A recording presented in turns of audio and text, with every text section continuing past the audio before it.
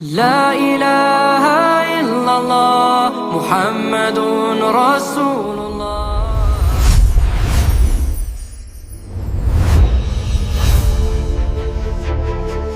الرحيم. السلام عليكم ورحمة الله وبركاته. وعليكم السلام. الحمد لله الذي أرسل رسوله رحمة للعالمين.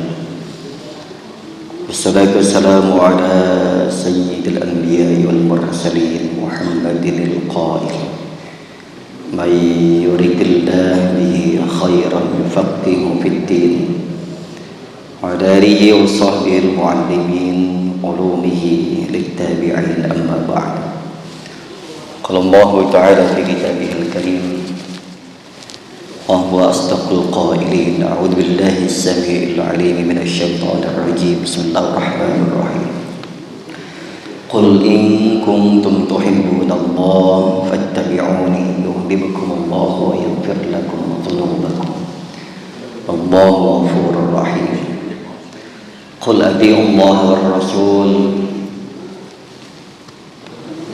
إلى آخر الآية. Puji syukur kita panjatkan kehadirat Allah Subhanahu wa taala. Salawat teriring salam semoga Allah sampaikan limpah curahkan kalimat baginda Nabiuna Muhammad Rasulullah sallallahu alaihi wasallam. Alhamdulillah, ya rahmatullah. Hari ini, di tahun ini, di bulan ini, di pekan ini, untuk tahun Masehi, kita masuk di bulan Agustus yang tentunya kita akan menyambut hari kemerdekaan Republik Indonesia yang ke-81. Namun juga bertepatan kalender hijriahnya bertepatan dengan masuknya bulan Rabiul Awal. Tentu ada korelasi antara Masehi Hijriah, Masehi Agustus masuk kemerdekaan,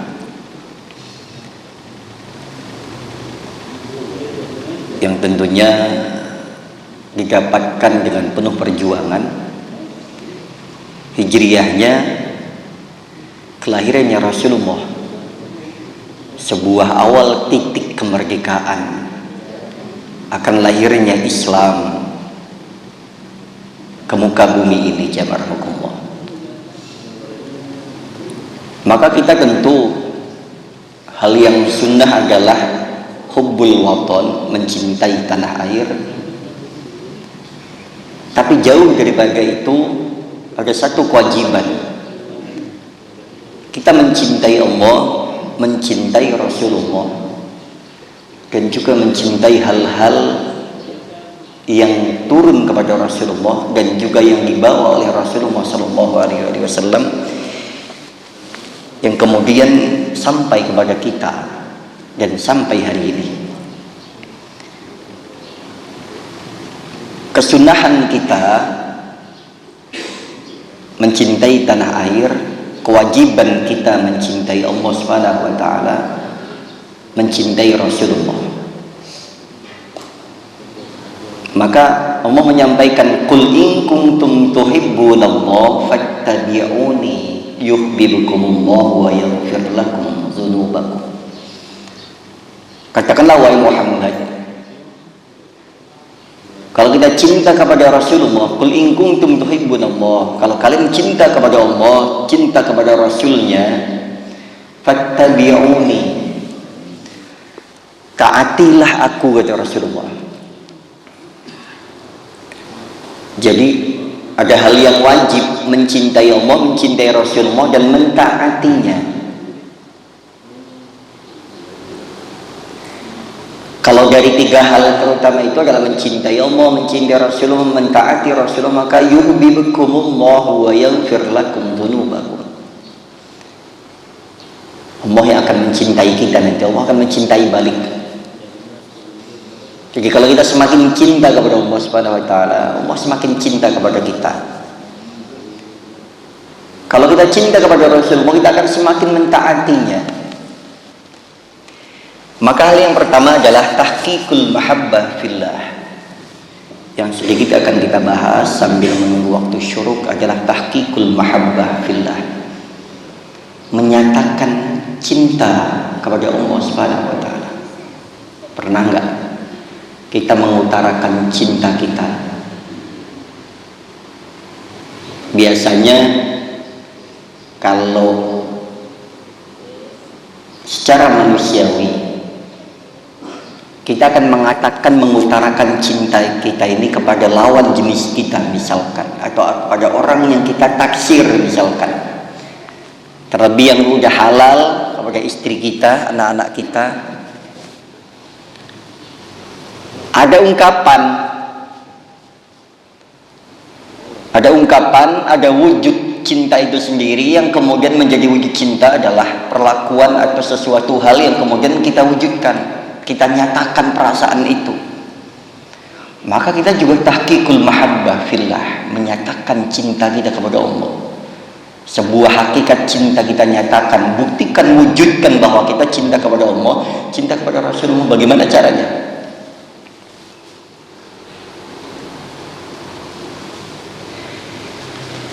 Mahabbah fillah wa ayyuhibbal mar'u la yuhibbuhu li dzatihi. Kita cinta kepada Allah bukan cinta kepada zatnya.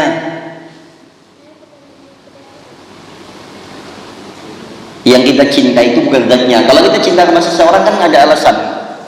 Karena dia tampankah untuk yang perempuan mencintai laki-laki, atau karena dia cantikkah untuk laki-laki cinta sama perempuan, akhlaknya kah, pinternya kah, karena faktor-faktor yang lainnya, nasabnya kah, status sosialnya kah? Ada alasan-alasan kenapa kita mencintai dia. Terus bagaimana kita cinta kepada Allah Subhanahu wa taala kalau kita saja nggak bisa melihatnya? Nah, makanya kemudian cintanya itu la yuhibbuhu li dzatihi, cintanya bukan karena zatnya, bal ila hududihil ukhrawiyah minhu. Kan tetapi kita mencintai aturan-aturannya, syariat-syariatnya, segala hal yang Allah berikan kepada kita, effortnya Allah kepada kita ini jauh melebihi apapun yang kita miliki. Pemberian-pemberiannya, terlebih hal-hal yang kemudian mampu menghantarkan kita kepada akhirat. Nah, kita sukanya itu diantaranya menyebabkan cinta. Wujud cintanya kita bukan karena zatnya Allah. Kita mencintai zatnya bagaimana? Kalau zatnya manusia kita cintai ya, karena kita ngeliat fisiknya, ngeliat hal-hal kepribadiannya kah. Yang pertama kita lihat fisiknya, akhlaknya, kepribadiannya, apa yang dia lakukan kepada kita, hal-hal yang berkaitan dengannya dan lain sebagainya. Maka cinta kepada Allah sekali lagi bukan karena zatnya, bal ila hududihil ukhrawiyah, tetapi cinta akan hal-hal yang menghantarkan kita kepada nikmatnya kehidupan akhirat, nikmatnya amalan akhirat, nikmatnya kehidupan, menyongsong kehidupan akhirat. Sebagaimana kaman yuhibbu ustadahu li'annahu yatawassalu bihi ila tahsilil ilmi. Sebagaimana orang ngefans nih misalkan sama ustadz misalkan. Kita sekarang bicaranya bukan tokoh-tokoh di luar agama ya. Sekarang kita contoh. Kita suka nih sama ustadz tertentu, fans yang terkenal, yang viral-viral. Kita sukanya bukan karena viralnya, karena keilmuannya. Tentu kita menyukai bukan karena fisiknya, kita menyukai keilmuannya. Contoh misalkan kalau di Indonesia, kita suka, kalau dulu awal tahun-tahun 80-an, 90-an, kita suka dengan ceramahnya almarhum Al-Maghfurlah Ki Haji Zainuddin MZ misalkan. dai sejuta umat, ceramahnya kita ikutin karena dengan berkaitan dengan kehidupan sehari-hari. Suka karena ceramahnya mengingatkan kita akan kebaikan, akan bahayanya kehidupan di luar sana dan lain sebagainya. Mutiara-mutiara hikmahnya. Nah, di era-era sekarang mulailah kita suka dengan ustaz-ustaz kita, misalkan kayak ada Gus Baha, ada Ustaz Adi Hidayat, yang sebelumnya ada ustaz-ustaz yang tentu tidak kalah pintarnya juga, alimnya juga, Ustaz Abdul Somad. Ini kita suka karena keilmuannya. Kenapa? Li'annahu yatawassalu bihi ila tahsilil ilmi, karena dengan ceramahnya, dengan kajiannya kita mampu mendapatkan ilmu yang bermanfaat.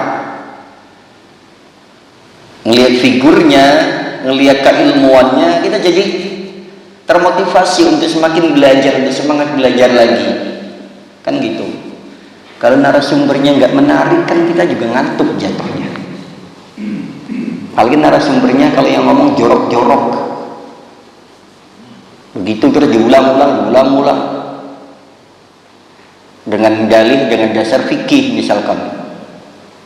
Ya betul, fikih bahkan Al-Quran membahas hal-hal yang tabu pun dibahas, tapi bukan berarti diulang-ulang terus. Kayak di pondok aja, ketika membahas kitab-kitab yang berkaitan dengan keluarga, dengan hal-hal yang suami istri, dia kan paling setahun itu belum tentu ketemu sekali.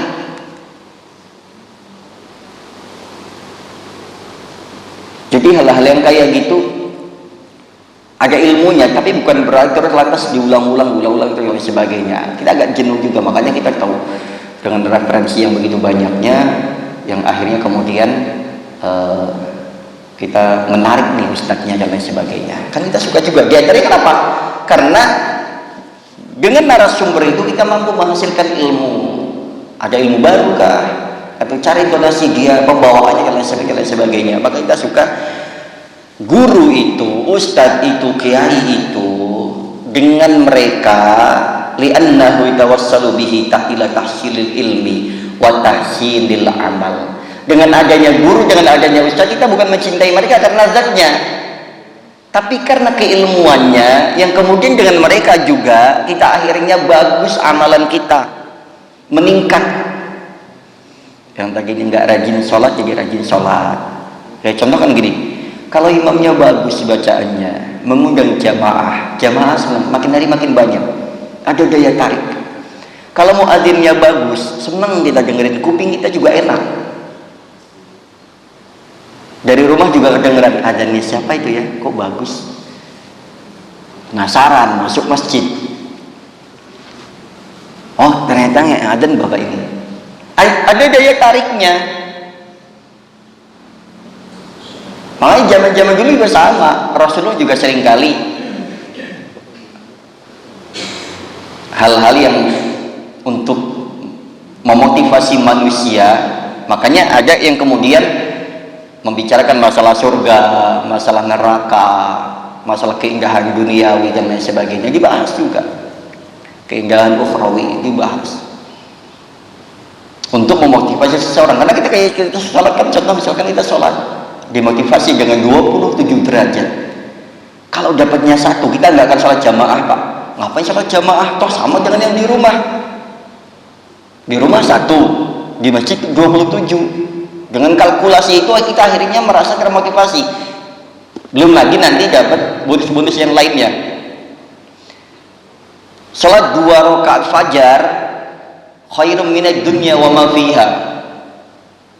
Makanya kemudian disebut sebagai orang terkaya di dunia itu adalah orang yang sholat 2 rakaat fajar.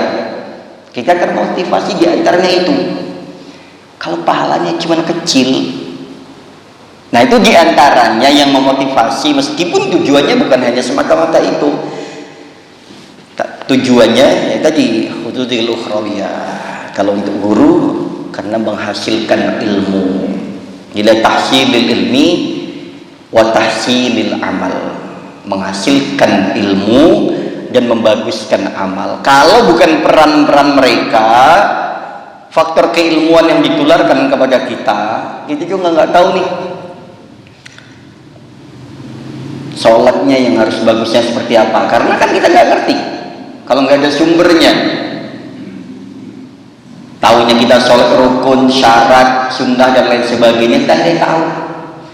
Tahunya kita ada pahala juga karena adanya orang-orang yang menyampaikan melalui hadis Al-Quran, disampaikan kepada kita. Kita jadi tahu pahala, oh pahalanya segini, oh begini dan lain sebagainya. Nah, jadi itu sukanya bukan karena zatnya. Wa maqsuduhu minal ilmi wal amal wal fawz fil akhirah. Yang kemudian yang dimaksud dengan sampainya mendapatkan ilmu dan amal yaitu al fawz fil akhirah. Al fawz fil akhirah yaitu nanti yang tentunya menjadi orientasi utamanya adalah tujuan utamanya adalah al fawz fil akhirah, beruntung nanti dalam kehidupan akhirat, kan gitu. Fahada min jumlatil muhibbin fillah. Orang-orang yang sudah berprinsip seperti di atas itu termasuk di antara orang-orang yang muhibbin fillah. Orang-orang masuk dalam golongan orang-orang yang muhibbin, orang-orang yang mencintai fillah, mencintai Allah Subhanahu wa taala. Makanya kemudian bahasa-bahasa muhibbin ini dipakai ini sekarang oleh kalangan tertentu, kelompok tertentu dengan sebutan muhibbin. Orang-orang yang mencintai kelompok ulama tertentu kah, atau ini nggak bicara ras lah, atau golongan tertentu kah, disebut dengan muhibbin. Padahal muhibbin juga bisa dipakai untuk siapapun yang sedang jatuh cinta, yang memiliki perasaan cinta, dan golongan orang-orang yang mencintai apapun itu sebutannya muhibbin. Ada muhibbin fillah, muhibbin fi rasulillah, muhibbin ke yang lainnya, termasuk golongan orang-orang yang mencintai sesuatu. Nah, kita sekarang adalah muhibbin fillah, yang orang-orang yang sedang jatuh cinta dengan Allah Subhanahu wa taala. Wa kadzalika man yuhibbu tilmidahu li'annahu bitalaqafu minal ilmi wa yanal biwasitatihi rutbatat ta'lim fa huwa muhibbun fillah. Nah, mencintai Allah itu juga banyak sekali caranya, Pak. Caranya banyak sekali. Kita mencintai guru kita karena mendapatkan ilmu dan juga amal yang baik. Itu juga cinta kita, wujud cinta kita kepada Allah Subhanahu wa taala, karena diajarkan agar ilmu-ilmunya Allah.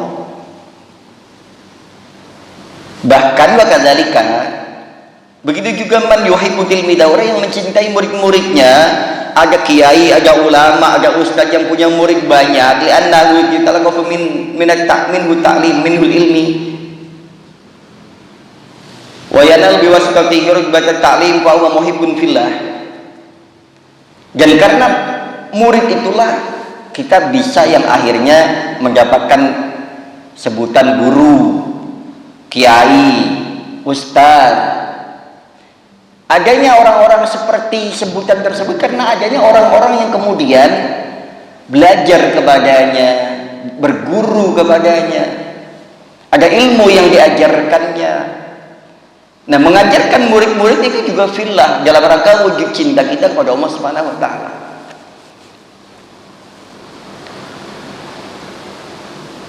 Kita mencintai guru kita, kan setiap kita pasti punya guru nih, ada guru favorit juga, ada ustaz favorit juga. Mencintai mereka juga wujud cinta kita kepada Allah Subhanahu wa taala. Mencintai murid-murid kita karena dengan adanya murid kita yang akhirnya kenapa? Akhirnya kita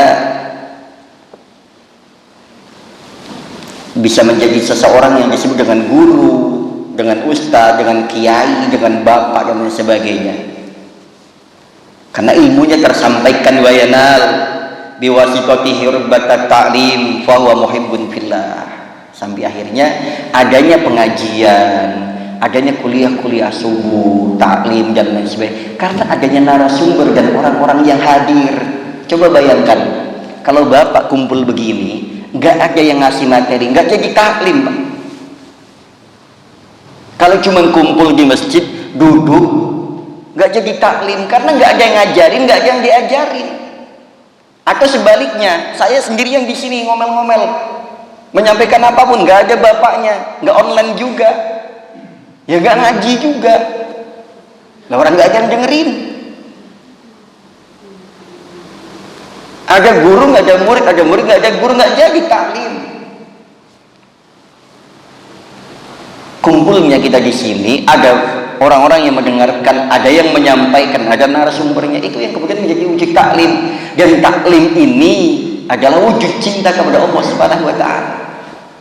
Orang belajar itu kan hakikatnya cinta dengan Allah. Secara tidak langsung, ini ada santri-santri, kita semua santri-santri yang sedang belajar ilmu. Kan santri itu ada yang menetap. Santri itu kan gak harus mondok juga. Santri yang sesungguhnya mondok, berguru, ada kiainya, ada abahnya, ada santrinya, bermukim di situ. Ada santri namanya kalong. Santri yang ngajinya, kenapa sih kalong? Itu ada yang kemudian ada yang ngaji khusus malam aja, siangnya dia enggak. Ada yang ngaji siangnya aja, macam-macam sebutan santri itu.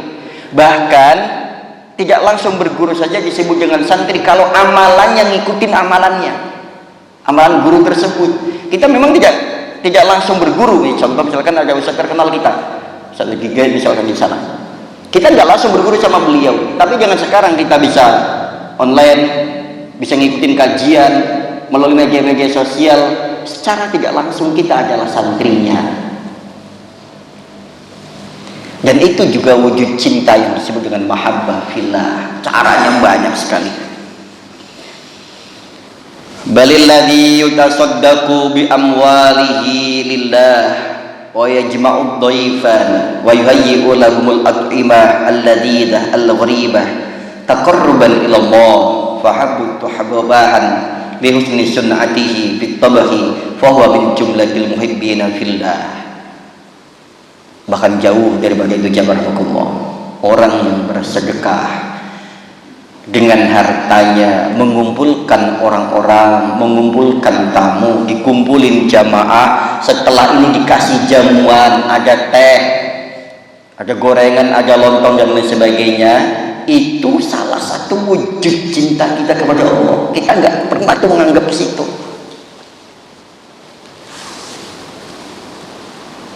Pernah nggak kepikiran kalau ternyata itu juga bagian dari mahabbah fillah? Orang yang sedekah teh panas pagi-pagi, sedekah makanan pagi-pagi, ataupun kita kajian begini, kepikiran nggak kalau itu tuh adalah wujud mahabbah fillah? Jadi wujudnya itu bukan cuma sholat, puasa, haji melulu itu kan. Ngaji juga mahabbah fillah.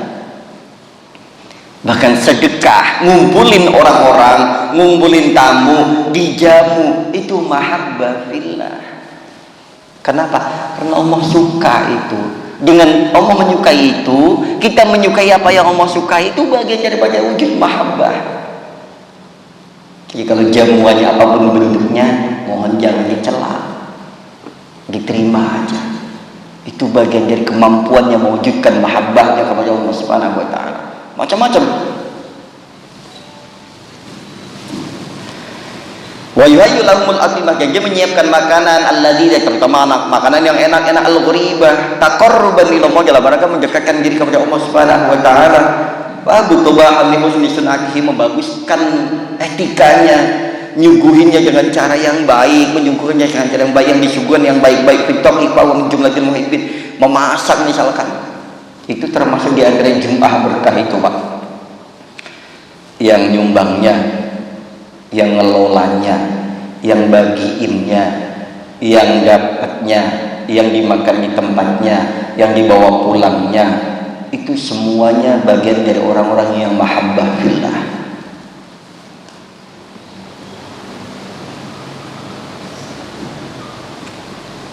Wujud cintanya kepada Allah Subhanahu wa taala. Jadi jangan pernah menilai amalan seseorang itu dibanding-bandingkan dengan hal yang lainnya. Ada orang mungkin sholatnya kurang sempurna. Kalau kita memang sudah merasa tahu, kasih tahu kalau sholatnya nggak sempurna. Tapi boleh jadi dia punya amalan yang dia mewujudkan mahabbahnya dengan cara yang lain. Saya memang bacanya nggak fasih Pak, tapi di satu kesempatan mungkin dia ahli sedekah, mungkin dia ahli puasa, mungkin dia ahli merawat anak yatim. Ada yang merawat janda misalkan, ada di sini. Itu pahala loh Pak, mahabbah fillah juga. Merawat anak yatim, merawat janda itu juga pahala, mahabbah fillah. Ada Pak yang merawat itu? Hah?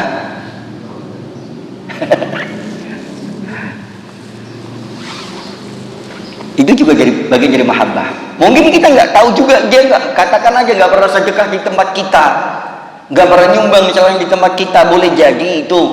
Tapi boleh jadi di tempat lainkah, atau ada wujud-wujud amal yang lainkah yang dia mewujudkan mahabbahnya dengan cara yang lain.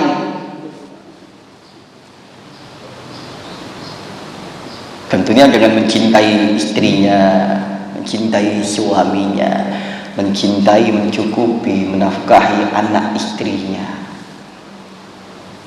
Itu bagian dari mahabbah. Makanya kita nggak bisa nih, kita ngaji begini, terus ada orang di luar yang berangkat kerja, itu kita belum tentu lebih baik daripada mereka. Orang yang bawa-bawa karung pagi-pagi, kita ke masjid, kita juga belum tentu lebih baik daripada mereka. Mungkin wujud mahabbahnya dengan cara dia nyari nafkahnya begitu kemampuannya. Tapi tanya dulu, wujud mahabbahnya dia, kalau dia memang wujud mahabbah, apapun profesinya, dia tidak akan meninggalkan Allah dalam keadaan apapun. Tentu dia nggak ninggalin sholat juga, gitu. Kalau ternyata dia udah sholat, terus bekerja, apapun profesinya, itu juga bagian daripada mahabbah. Jadi yang di sini mahabbah, yang di luar sana juga mahabbah fillah. Semuanya bisa diwujudkan dalam hal apapun, dalam gambaran wujud apapun dia wujudkan kepada cintanya kepada Allah Subhanahu wa taala. Kita nggak bisa bahwa orang lain, oh dia berarti nggak ngaji ya, dia nggak sholat ya. Tanya aja dulu kalau memang penasaran. Bahkan orang terakhir orang yang mahabbah fillah kok, gitu ya. Wa kadalau ahabbu man yatawalla bihi isalus sadaqah ilal mustahiqin faqad ahabbahu fillah. Bahkan bukan hanya orang yang bersedekah, orang yang nawarin aja, Pak besok hari Ahad besok belum ada yang nyiapin konsumsi, Bapak siap enggak? Kalau Bapak siap, nanti kami bantu sampai selesai. Itu mahabbah. Yang nyarinya juga ikut-ikut mahabbah, ikut wujud cinta itu. Kenapa? Yang nyarinya juga pengen bahwa besok nanti ada orang-orang yang setelah ngaji juga ada konsumsinya Pak. Oh ya, itu mahabbah. Yang dikira hal-hal yang demikian juga. Nah ini jawabannya. Man yatawalla lahu, orang yang yatawalla, orang yang nyari, orang yang narikinnya itu sampainya sedekah itu ilal mustahikin kepada mustahiknya, amil itu amil zakat. Jangan dikira nggak mahabbah itu mahabbah. Orang yang berzakatnya, yang bagian petugasnya, yang narikinnya, yang nyatetinnya, makanya begitupun kebaikan, keburukan pun sama.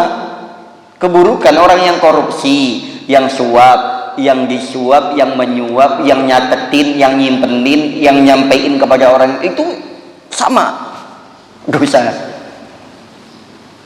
Makanya kebaikan sebanding Pak, keburukan pun sebanding. Jadi orang yang korupsi, yang ngasih duitnya, yang diberikannya, asistennya, yang nyatetinnya, yang ngumpulinnya, yang belanjainnya, dosanya sama, kebagian. Pahala juga sama. Orang yang zakat, orang yang nyatetin zakat, amilnya, yang bagi-bagiinnya, mustahiknya, semuanya kebagian pahalanya. Nah itu di mahabbah fillah. Orang-orang yang sedekah pagi, yang nyiapin tehnya, yang nyiapin gelasnya, yang nuangin airnya, yang minumnya, semuanya kebagian pahala. Loh, kenapa pahala? Loh, kalau ada orang ngasih nggak ada yang menerima, kan nggak sampai akhirnya, ya kan? Kayak tadi ada guru mau ngajarin nggak ada muridnya, ya nggak sampai ilmunya. Ada murid mau belajar nggak ada gurunya, nggak dapat ilmunya. Nah, itu juga orang-orang yang mahabbah berbagai macam, banyak sekali yang kemudian masuk dalam kategori orang-orang yang cinta kepada Allah. Maka nanti orang-orang yang cinta kepada Allah Subhanahu wa taala juga akan dikumpulkan. Aku ahabba fillah aw habu man yahdimuhu bi nafsihi fi ghasli siyabihi wa kunsi baitihi wa tabakhi ta'amihi. Ada lagi yang lebih daripada itu, jemaah Allah. Bahkan dia ketika menyukai seseorang yang melayaninya. Ini kalau di sini ada yahdim khidmat itu diartikan sebagai orang yang membantu. Kalau kita punya asisten rumah tangga, disayang-sayang Pak. Sekarang nyari asisten susah. Apalagi kalau kita punya anak kecil. Kok mereka masih mau ngurus anak-anak kita? Oh, itu luar biasa. Atau satu lagi, di rumah ada istri atau anak-anak kita yang mengambil semua peran asisten rumah tangga, diambil semuanya. Kurang apa lagi? Jadi bangun tidur kita, rumah dia urus, anak-anak dia rawat dengan baik, rumah dibersihkan, kita dimasakkan, sampai rumah udah ada hidangan, anak-anak udah oke rapi, udah siap, rumah bersih, anak-anak terawat. Coba tuh, kurang apa lagi? Makanya kemudian kalau dibikin di media sosial itu, katanya lah, tapi nggak tahu bener apa enggaknya, ada yang suami itu sampai bilang gini,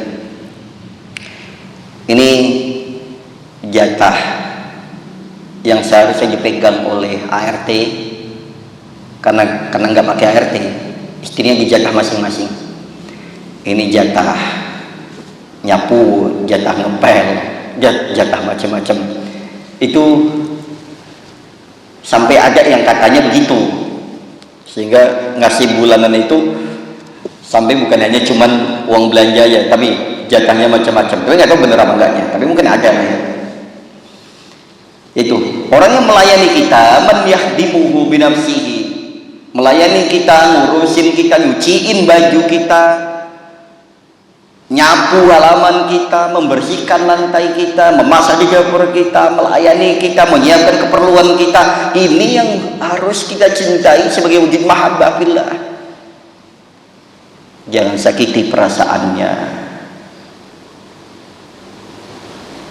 jangan hina kekurangannya, jangan cari-cari kekurangannya yang mereka lakukan, istri-istri kita, anak-anak kita.